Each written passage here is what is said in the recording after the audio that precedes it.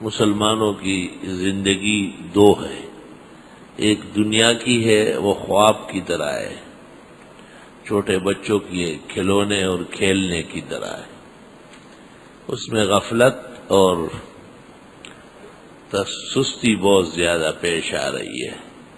اس پر تنبیہ کے لیے اللہ نے پیغمبر بھیجے اور آسمانی کتابیں نازل فرمائے۔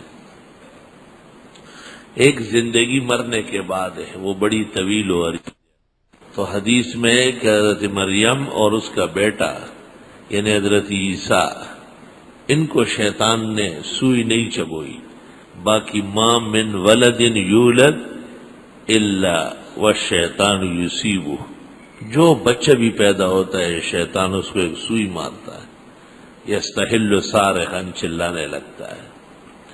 لیکن ماں نے اور نانی نے دعا مانگی تو آنے والی اولاد کو فائدہ پہنچا۔ گزرے ہوئے لوگوں کے اعمال سے آنے والوں کو فائدہ ہو رہا ہے۔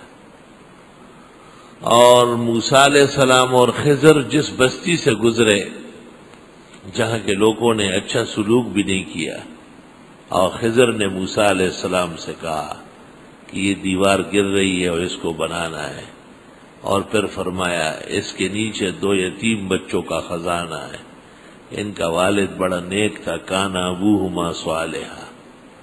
اس نے وصیت کی اور اللہ سے دعا مانگی کہ خدایا جب بچے بڑے ہو جائے یہ خزانہ مل جائے، ابھی بچے چھوٹے ہیں اور دیوار گرنے لگی، خزانہ کھل جائے گا۔ تو گزرے ہوئے آدمی جو نیک تھے، اس کی نیکی سے اس کی اولاد کا کام 2 پیغمبروں سے کرایا گیا ہے۔ گزرے ہوئے لوگوں کے اعمال بعد میں مؤثر ہوتے ہیں۔